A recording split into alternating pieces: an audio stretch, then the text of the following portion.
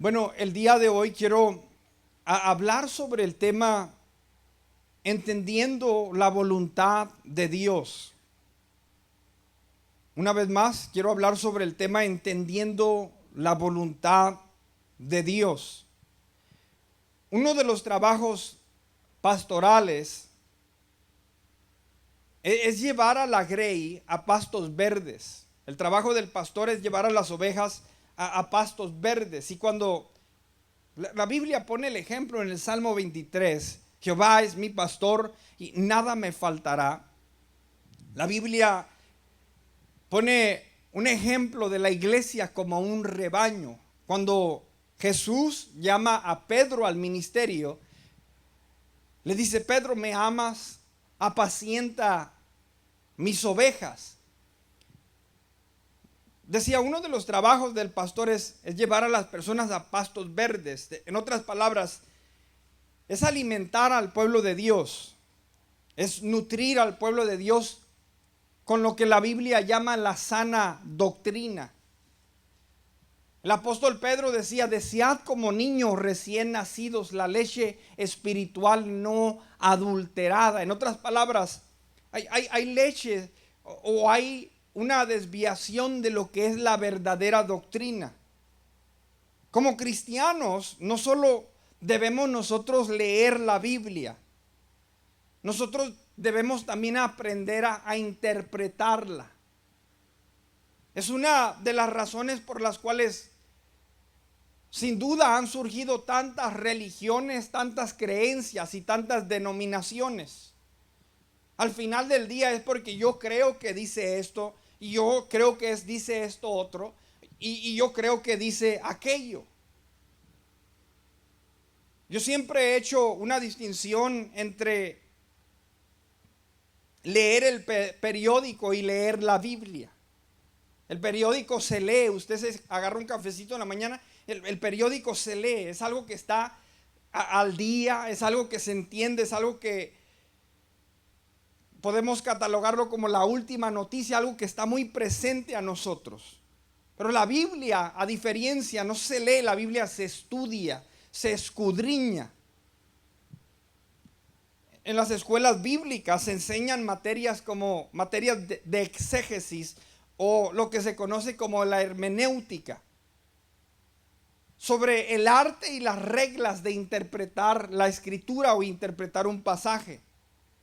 Cuando nosotros miramos, por ejemplo, la hermenéutica en ocasiones usa 16 puntos para llegar a una conclusión, establecer una creencia o una doctrina.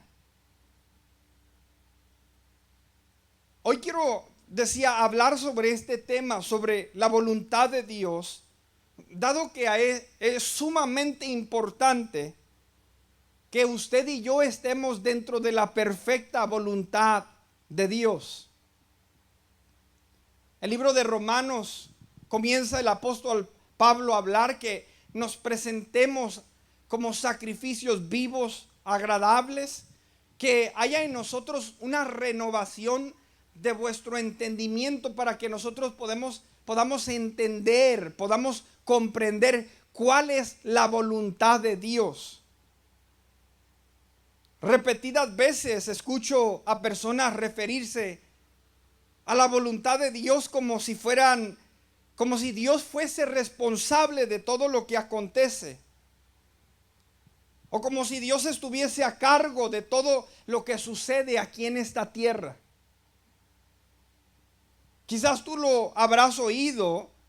Si pasó, fue por la voluntad de Dios. Si esta persona adquiere un puesto de liderazgo, o si esta persona adquiere un puesto de autoridad, pues Dios lo puso, dice la Biblia, Dios pone y quita reyes.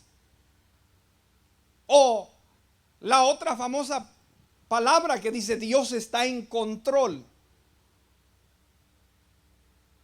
Y decía, cuando entramos a la escritura, a veces yo a las personas, cuando doy el estudio bíblico, me gusta decirles que una de las cosas que nos ayuda más a aprender es volvernos preguntones, hacer preguntas para poder así entonces nosotros aprender. Pero surge un problema cuando miramos e interpretamos las cosas de esta manera. Quizás lo habrás oído, decía, si pasó fue pues entonces la voluntad de Dios. La pregunta es si es la voluntad de Dios que los niños mueran. Mueran de hambre. ¿Será la voluntad de Dios que el hombre muera? ¿Era la voluntad de Dios que el hombre conociese la muerte? ¿Es la voluntad de Dios que naciones se levanten el uno con el otro? No. Cuando leemos y decimos Él pone y quita reyes, ¿se refiere a todos los reyes? ¿Pone a todos y quita a todos? Y empezamos a hacer preguntas, y cuando estos hombres llegan en poder, como Fidel, como Hitler, como Stalin, podremos decir entonces, Dios los puso. O cuando hablamos de que Dios está en control, y nos preguntamos entonces, ¿qué está pasando con esa mujer que fue violada? ¿Qué pasó con el tráfico de los niños, con la gran cantidad de abortos, las injusticias que nosotros miramos alrededor del mundo? Se escucha muy bien decir estas palabras y es lo más sencillo para poder nosotros descartar cualquier otra idea. Se escucha nice, pero no en todos los casos es cierto.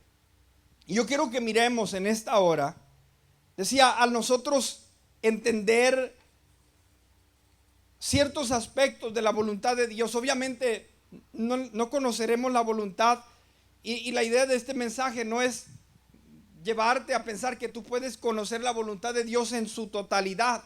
Sabemos que nosotros somos finitos y servimos a un Dios infinito. Pero para entender esto mejor, nosotros debemos iniciar desde el principio, desde el libro de Génesis.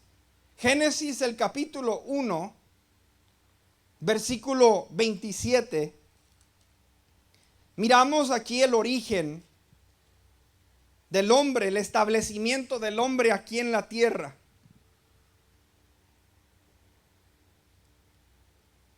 Génesis capítulo 1, verso 27.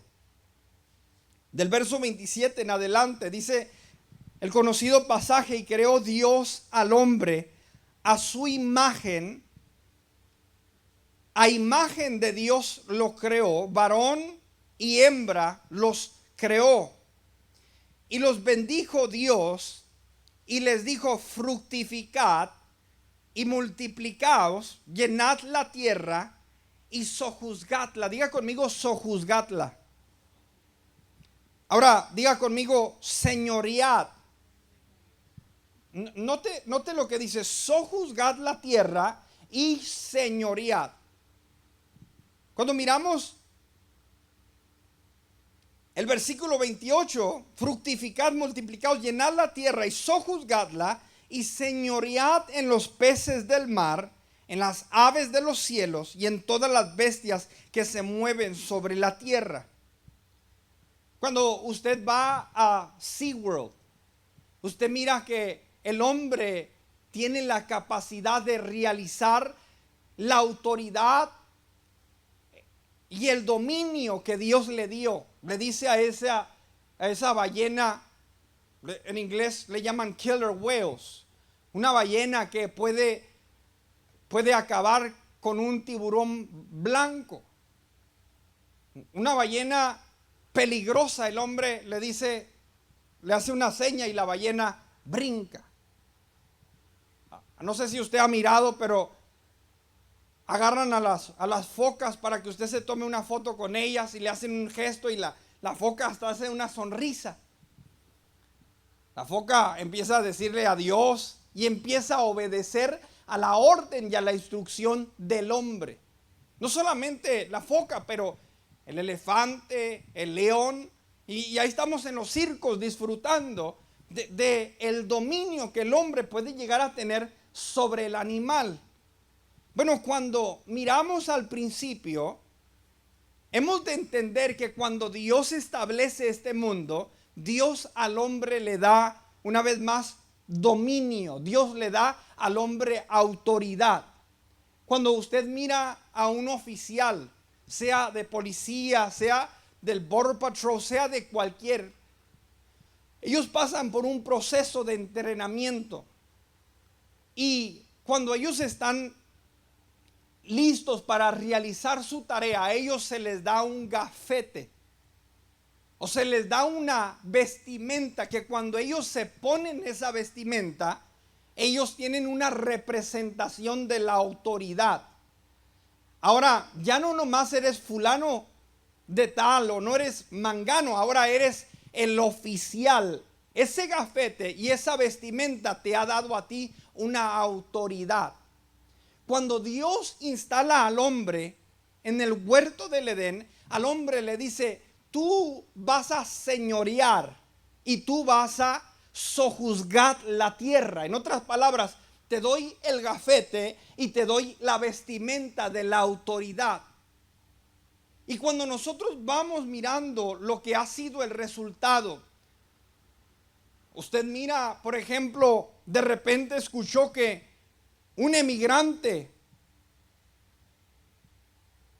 lo agarraron haciendo de las suyas y dejó cruzar tanto dinero o tanta droga. Ese hombre hizo y abusó o descuidó de la autoridad que se le delegó, descuidó de la autoridad que se le encargó. Ahora quiero que entendamos esto, porque decía, cuando pasan cosas en nuestra vida, no, pues es que es la voluntad de Dios. No, pues es que Dios está en control. No siempre es el caso. Y es importante que nosotros lo entendamos. Dios le dio al hombre, lo dejó como encargado, lo dejó como el administrador, lo dejó como el mayordomo. El mayordomo no es el dueño de la compañía, pero es el que tiene la responsabilidad de sacar la producción, es el que tiene la responsabilidad de sacar la compañía adelante. Y cuando nosotros entendemos esto, aunque Dios es el creador del mundo, Él le entregó el gafete, le entregó la vestimenta, le dio el papel de administrador y le dio el papel de mayordomo al hombre.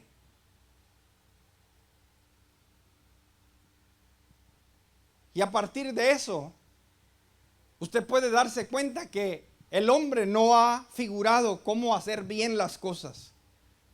Miramos injusticias, miramos pleitos, miramos tanta cosa alrededor del mundo. Podemos leer libros como el libro del profeta Amós, donde nos habla sobre cómo el rico se aventaja del pobre, cómo los sobornos se llevan a cabo, cómo usurpan y cambian la balanza para robarle.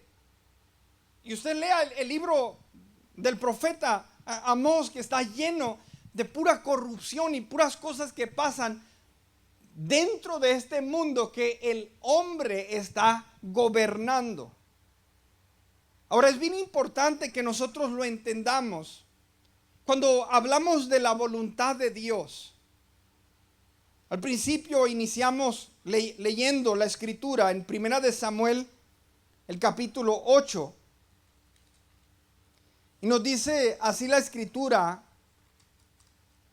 1 de Samuel capítulo 8, y leímos los primeros 9 versos, donde la Biblia dice que Samuel, este profeta, juez, había llegado a un estado de vejez.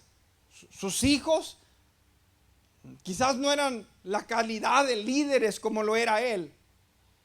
Y la nación empezó a decir, mira, allá tienen un rey, allá también tienen un rey, aquellos también tienen un rey. Y hay un dicho en inglés que dice monkey see. ¿Qué dice? Monkey do. Miras y quieres. Y comenzó la nación a mirar, aquella nación tiene rey, ¿por qué nosotros no tenemos rey? Aquella nación tiene rey, ¿por qué nosotros no tenemos rey? Cuando ellos estaban bajo un gobierno teocrático, en otras palabras, Dios se revelaba, lo hizo en el monte y daba la instrucción, daba las tablas. Él era el que legislaba, él era el que establecía la ley. Pero dice la Biblia que ellos dijeron, queremos un rey así como lo tienen las demás naciones. Ahora, aquí miramos un diálogo entre el creador del mundo y entre el hombre a quien se le ha dado la autoridad. Y cuando miramos este diálogo, podemos mirar la voluntad y conocer el corazón de Dios. El versículo 6 dice, pero no agradó a Samuel esta palabra que dijeron, danos un rey que nos juzgue. Y dice la palabra, y Samuel oró a Jehová. Y dijo Jehová a Samuel, fíjese lo que dice Jehová a Samuel. Quiero que nos visualicemos este cuadro. Hasta ahorita, Jehová es el rey de Israel. Es un rey que ellos no pueden ver, pero es alguien que está gobernándolos. Los sacó de Egipto, los alimentó en el desierto, los llevó a la tierra prometida, y habiéndolos sacado de todo eso, cuando llegan ahora dicen, nosotros queremos que nos gobierne un hombre. Dice la Biblia que Samuel no le agradó. Y yo me imagino a Samuel. Samuel desde muy pequeño tenía una comunión tremenda con Dios. Desde niño él escuchaba a Dios hablar. Yo me imagino que Samuel está hablando con Dios y diciéndole, ¿qué pasó, Dios? ¿Qué está pasando con tu pueblo? Ellos ya no quieren que tú los gobiernes, quieren que los gobierne un hombre. Cuando miramos esto, miramos y conocemos el corazón de Dios. Dice el versículo 7, y dijo Jehová a Samuel, oye la voz del pueblo en todo lo que te digan, porque no te han desechado a ti, no te han hecho a un lado a ti, sino a mí me han desechado para que no reine sobre ellos. They're not getting rid of you. No se están deshaciendo de ti, se quieren deshacer de mí. El versículo 8 dice, conforme a todas las obras que han hecho desde el día que los saqué de Egipto hasta hoy, dejándome a mí, haciéndome a un lado a mí, abandonándome a mí. En otras palabras dice, y sirviendo a dioses ajenos, así hacen también contigo. Se quieren deshacer de ti y se quieren deshacer de mí. Está Samuel y Dios hablando, tiene una conversación aquí. Y dice Dios esto, mira, ahora pues oye mi voz. Listen to what I'm going to say. Escucha mi voz y escucha lo que voy a decir. Oye la voz de ellos. Escucha lo que ellos están diciendo. Mas protesta solemnemente con ellos. No les impongas nada, no los obligues a nada, tú nada más protesta solemnemente. En otras palabras, adviérteles de lo que les va a acontecer, adviérteles de lo que les va a pasar. Mas protesta solemnemente contra ellos y muéstrales cómo les tratará el rey que reinará sobre ellos. Y refirió Samuel todas las palabras de Jehová al pueblo que le había pedido rey. El versículo 11 dijo, pues así hará el rey que reinará sobre ustedes. Y comienza Samuel a decirle, van a tomar a sus hijos y los van a usar para enriquecerse ellos, para trabajar, van a tomar a sus mujeres, va a pasar esto, va a pasar lo otro. Y es interesante cuando usted mira ahí el abuso y el gobierno. Samuel les advirtió.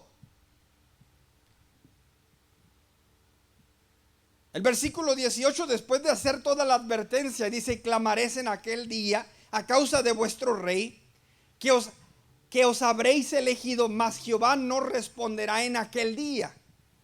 Y dice la Biblia, pero el pueblo no quiso oír la voz de Samuel y dijo, no, sino que habrá rey sobre nosotros. Samuel les dio la protesta solemne, les dijo esto, y esto va a acontecer. Y ellos dijeron, who cares? ¿Qué importa? Nosotros queremos rey. Ahora, lo que quiero que entendamos es que la voluntad de Dios, hay lo que se conoce como la voluntad permisiva de Dios. No porque cosas vengan a nuestra vida o vengan a la existencia, quiere decir que es la voluntad de Dios. La aferradez del hombre, llegan momentos donde Dios dice, como el niño que está aferrado ahí, que no hace caso, y dice el papá, déjalo que se dé un buen golpe ahí para que aprenda. No es el deseo de Dios, pero Dios se hace a un lado y deja que el hombre actúe, y lo miramos repetidas veces en la escritura. Entonces, no sé si usted entiende esto, pero es algo maravilloso de Dios. Cuando nosotros conocemos el origen del hombre, Dios al hombre le dio el libre albedrío, le dio la libre voluntad. Yo recuerdo hace unos años leí un libro titulado El ministerio de la oración en la iglesia por Watchman Nee. Yo me acuerdo, después de haber leído ese libro, comencé a quebrantarme en llanto, porque habla de cómo cuando Dios al hombre le dio el libre albedrío, Dios se amarró las manos y tomó la decisión de no interferir en la vida del hombre y permitir al hombre nacer y rebelarse en contra de él, rebelarse en contra de su mismo creador. Dios tiene un deseo, pero no lo impone. Y es ahí donde nosotros conocemos el amor tan grande de Dios. Cuando miramos, por ejemplo, escrituras como el libro de Génesis, el capítulo 6. Aconteció, dice la palabra, que cuando comenzaron los hombres a multiplicarse sobre la faz de la tierra, dice el versículo 5, y vio Jehová que la maldad de los hombres era mucha en la tierra, y le dolió, dice la palabra, le dolió su corazón. Versículo 5, vio Jehová que la maldad de los hombres era mucha en la tierra, y que todo designio de los pensamientos del corazón de ellos era de continuo solamente el mal.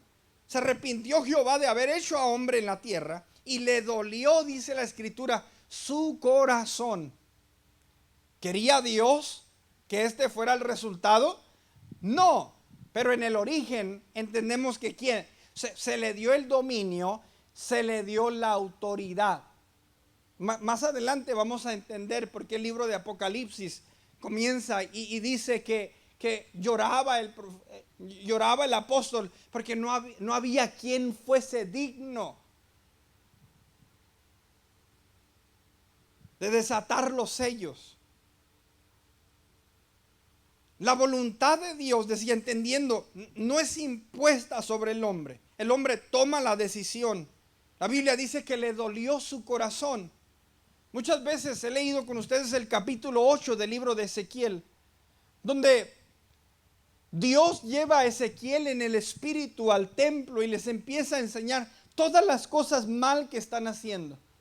Y Dios, hablando con Ezequiel como habla un amigo con otro, le empieza a decir, mira, ellos quieren que yo me manifieste y mira lo que están haciendo. Ellos quieren que yo muestre mi gloria, pero mira lo que están haciendo. Ellos quieren que yo los bendiga, pero mira lo que están haciendo. Cuando miramos, decía, no todo lo que surge en nuestro alrededor es la voluntad de Dios. En una ocasión dijo Jesús, ¿cuántas veces hablándole a la nación de Jerusalén: cuántas veces quise juntarte como la gallina junta a sus polluelos y no quisiste. En otras palabras, no te dejaste. El corazón de Dios era juntarlos. El corazón del hombre era no juntarse, no obedecer. Y vez tras vez, generación tras generación, en etapa tras etapa, podemos mirar nosotros que se vuelve a repetir la historia. Pero al final del día no es la voluntad de Dios. Es una lucha entre la voluntad de Dios y la aferradez del hombre. Y decía, al final del día, Dios permite, Dios deja que el hombre haga eso. ¿Por qué? Porque al principio Dios a él le cedió la autoridad y Dios a él le cedió el dominio. Esa es la voluntad de Dios cuando la entendemos. Él desea el bien, pero cuando el bien no sucede, no interviene inmediatamente. En ocasiones permite y deja que el hombre haga y lleve a cabo sus planes. ¿Por qué es importante entender esto? Porque a veces creemos nosotros que porque nos sigue lloviendo, estamos en la perfecta voluntad de Dios. Porque a veces creemos que si las cosas nos salen bien, es que quiere decir que Dios entonces está de acuerdo conmigo, y no siempre es el caso. Número 1 decía, entendiendo que Dios le dio el dominio al hombre. Número 2, la voluntad de Dios, aunque es para bendecirnos, es para darnos el bien, para darnos una esperanza, no siempre se lleva a cabo. Al final vamos a mirar que si algo tiene Dios, es tiempo. Si algo tiene Dios, siendo eterno, es tiempo. Y la Biblia dice que muchos son los pensamientos, muchos son los planes que el hombre tiene, pero al final se va a llevar a cabo y se va a realizar el plan de Dios. Quizás no en nuestro tiempo, y si seguimos equivocándonos, vamos a seguir esperando, porque en Dios no hay shortcuts, en Dios no hay caminos cortos. Yo he mirado gente que quiere correr a otro lugar, a otra ciudad, y ahí a donde corre, ahí donde va, Dios trata con ellos. En Dios usted no puede graduarse o pasar haciendo trampa o de panzazo. Dios te va a pasar por el proceso, y la idea de Dios es pulirte y transformarte. Lo mismo se aplica para la humanidad, para la nación y para el mundo en el que nosotros vivimos. Al final del día se va a hacer la voluntad de Dios, pero en el intermedio no se está, o no siempre podemos decir que lo que pasa y lo que acontece es la voluntad de Dios. Y esto nos lleva entonces a la voluntad también del hombre. Lo decía en el libro de Génesis: y vio Jehová que la maldad del hombre era mucha. La maldad del hombre era mucha, y que todo designio de los pensamientos del corazón de ellos era de continuo solamente el mal. Jesucristo lo dijo de esta manera: no es lo que entra en la boca del hombre lo que lo contamina. No hay nada que tú te puedas comer o tomar que corrompa tu corazón. Jesús lo dijo, es lo que sale de adentro. A veces me impacta porque la gente dice y quiere culpar a la autoridad o a los líderes sobre la división que hay en nuestro país.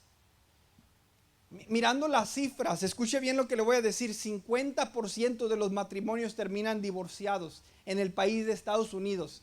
Y en las casas no hay un presidente ni hay nadie gobernándolos. La pregunta es, ¿quién divide estos matrimonios? ¿Le echamos la culpa a un candidato, a un presidente o algo? ¿O le echamos la culpa que el hombre internamente está corrompido? Dice la Biblia que no es lo que entra en la boca lo que lo contamina, sino lo que sale. Y es el corazón que está lleno de orgullo, de soberbia, de todas estas cosas que llevan a esta división. La voluntad del hombre, decía, cuando miramos, era de continuamente el mal. Santiago decía, ¿de dónde vienen las guerras? Cuando nosotros entendemos esta palabra pecado, diga conmigo pecado. Pecado quiere decir errar el blanco. Si usted estudia la palabra en su original, viene de una palabra que se llama amartía. Una palabra griega que quiere decir to miss the mark, fallar al blanco. En otras palabras, si Dios te dice, mira, yo quiero que tú le pegues aquí, y tú dices, no, yo le quiero pegar acá, tú fallaste el blanco que Dios te dio. Si Dios te dice, yo quiero que tú hagas esto para mí, y tú dices, no, yo quiero hacer aquello mejor, fallaste el blanco que Dios te puso. Cuando Dios le dice a Adán y a Eva, de todo árbol puedes comer, menos del árbol de la ciencia del bien y del mal. Y ellos hicieron lo contrario a la voluntad de Dios. Y ahí donde se originó el pecado. Entonces, al mirar nosotros la voluntad del hombre, por naturaleza caída humana, siempre va en contra de la voluntad de Dios. Y esta guerra es en la que nos encontramos, y es el mundo en el que nos encontramos.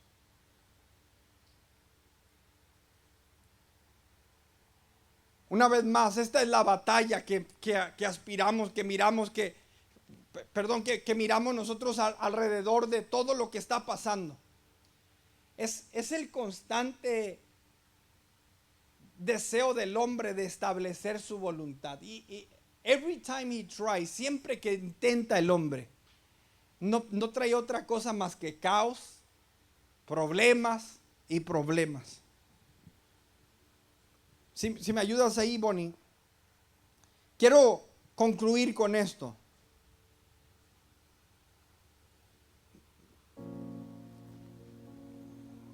Cuando leemos el libro de Apocalipsis, recuerde que hay pasajes cuando se adora a Dios porque hizo justicia por la sangre de aquellos mártires que habían sido tratados mal. ¿Hasta cuándo, Dios? ¿Hasta cuándo? Y la gente que clama la justicia de Dios es ¿por qué dejas que esto pase? ¿Por qué dejas que esto acontezca? Dios hizo un contrato con el hombre, hizo un pacto con el hombre, y cuando lo formó y lo creó, le dijo, te doy a ti el dominio y te doy a ti la autoridad. La razón por que miles y miles de personas se mueren de hambre en el mundo no es porque Dios no ha dado pan. Dice la Biblia que Él da pan, ¿sí? Al que siembra. Él bendice, Él multiplica. Y cuando miramos que en países hay gente muriéndose de hambre, no es porque Dios no está haciendo su trabajo. El dominio se lo dio al hombre. Escuche bien lo que le digo. Aquí en Estados Unidos se tira la comida a la basura. Se le echa la comida a perder en el refrigerador. Hace espagueti de más y ahí está el caldo guardado y esto y luego todavía uno dice, no sé de qué traigo ganas. Y mientras hay lugar, es la administración del hombre que lleva estos problemas y todo lo que está aconteciendo. El dominio lo tiene el hombre, pero el dominio, decía, por eso es que Dios de una manera caballerosa nos hace la invitación a invitarlo a nuestro corazón. Y es en el Espíritu de Dios en el hombre que es la esperanza para la humanidad. Porque Dios dice, I'm not gonna step in. Yo no voy a entrar nada más así. La autoridad, el dominio lo tienes tú. Cuando nosotros hacemos y entramos al reino de Dios, reconocemos que Él es el Señor y Él es el Salvador. Le damos a Él el permiso, porque es un caballero, de gobernar nuestra vida. Llegamos a un punto de decimos, Señor, I don't know what I'm doing. No, yo no sé lo que estoy haciendo. Sé tú el que gobierna, sé tú el que encamina. les enviaré un consolador, el Espíritu Santo de Dios. Y miramos esta lucha en la humanidad, entre la voluntad del hombre y la voluntad de Dios. Y parece que avanzamos y parece que menguamos. Avanzamos y de repente vamos para atrás. Y avanzamos y vamos para atrás. Cuando miramos el libro de Apocalipsis y los tiempos del fin, sabemos que llegará un día, un tiempo donde no vamos a ir hacia adelante y solamente vamos a revertir hacia atrás. Donde la iglesia va a ser perseguida y se cumplirá la palabra que dice Jesús: bienaventurados aquellos que entregan sus vidas por mí, aquellos que son perseguidos por mi nombre.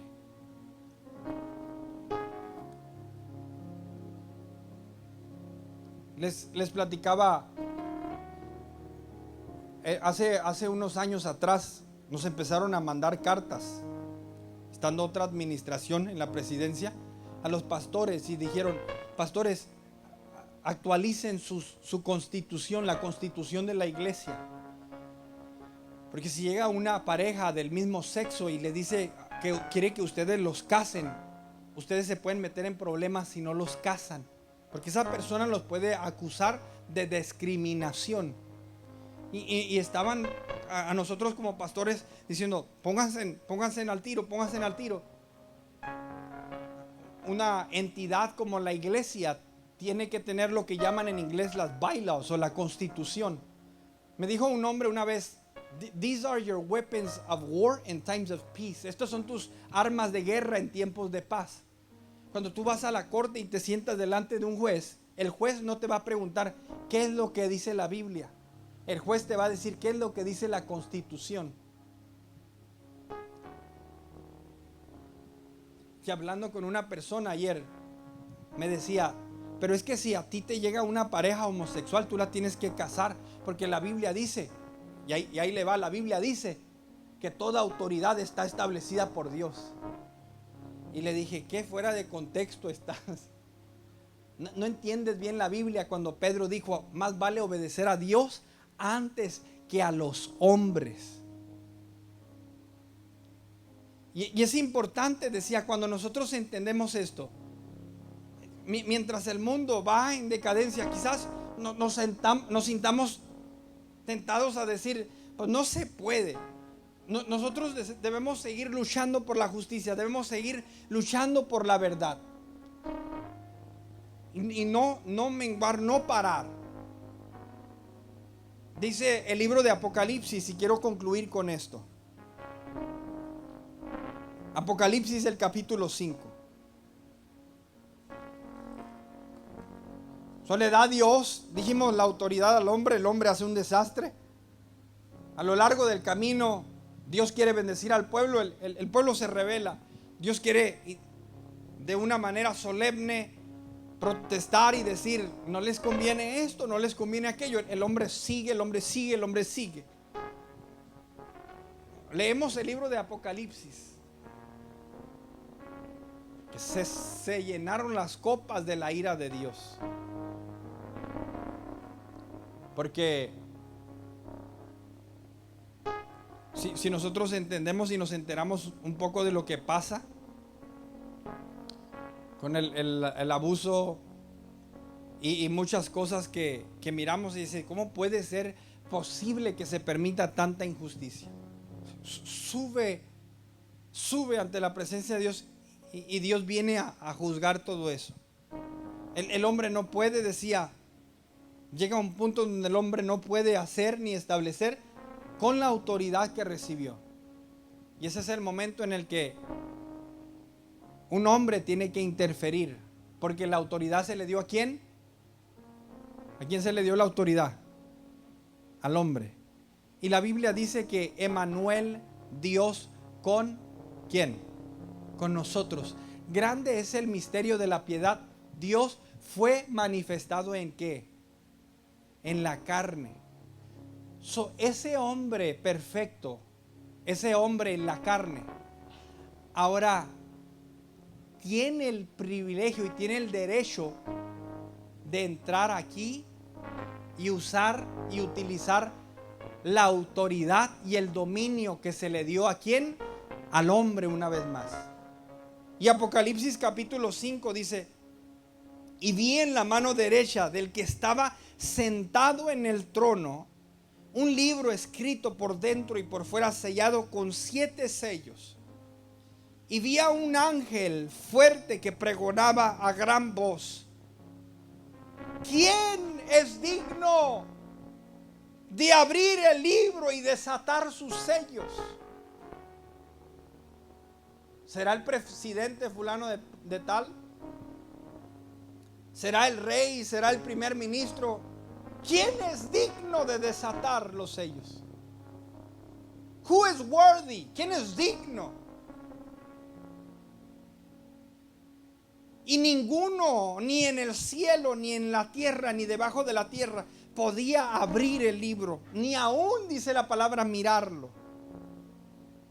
Y lloraba yo mucho porque no se había hallado ninguno digno de abrir el libro, ni de leerlo, ni de mirarlo. Y uno de los ancianos me dijo: no llores.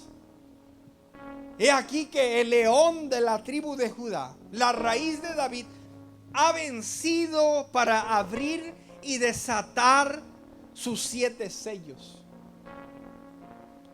Y miré y vi en medio del trono de los 4 seres vivientes y en medio de los ancianos que estaba en pie un cordero como inmolado, que tenía 7 cuernos y 7 ojos, los cuales son los 7 espíritus de Dios enviados por toda la tierra. Y vino, dice, y vino y tomó el libro de la mano derecha del que estaba sentado en el trono. Y cuando hubo tomado el libro, los 4 seres vivientes y los 24 ancianos se postraron delante del cordero. Todos tenían arpas y copas de oro llenas de incienso, que son las oraciones de los santos. Y cantaba un cántico diciendo: digno eres de tomar el libro y de abrir sus sellos, porque tú fuiste inmolado y con tu sangre nos has redimido para Dios de todo linaje y lengua y pueblo y nación. Y nos has hecho para nuestro Dios reyes y sacerdotes, y reinaremos ¿sobre dónde? Y reinaremos sobre la tierra. Llegará el día que realmente la voluntad de Dios se llevará a cabo y la voluntad de Dios se cumplirá. Dios tarda en venir, dice, porque no quiere que nadie se pierda, sino que todos puedan proceder al arrepentimiento. Aquellas personas que dicen: no, desde que estás diciendo, you're lucky he hasn't come yet. Eres dichoso que no ha llegado, porque lo hace porque ama tanto a la humanidad y no quiere que nadie se pierda, sino que todos procedan al arrepentimiento. Antes de decir, pues es la voluntad de Dios, pregúntale primero a Dios: ¿es tu voluntad, Dios? Antes de decir Dios lo puso, pregúntale: ¿lo pusiste tú, Dios? O antes de decir Dios está en control, pregúntate: ¿esto era algo que tenía que controlar Dios o era algo que tenía que controlar el hombre? Gran diferencia. Toda buena dádiva, todo don perfecto, dice la Biblia, que proviene de lo alto, del Padre de las luces. Every time, y todo el tiempo que miramos corrupción, miramos, es el corazón del hombre, es not God, no es Dios. Tenga mucho cuidado de decir es Dios, o Dios lo hizo, Dios lo puso, o Dios lo permitió.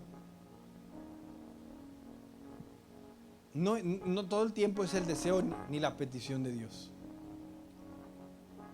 ¿Por qué no se pone sobre sus pies en esta hora?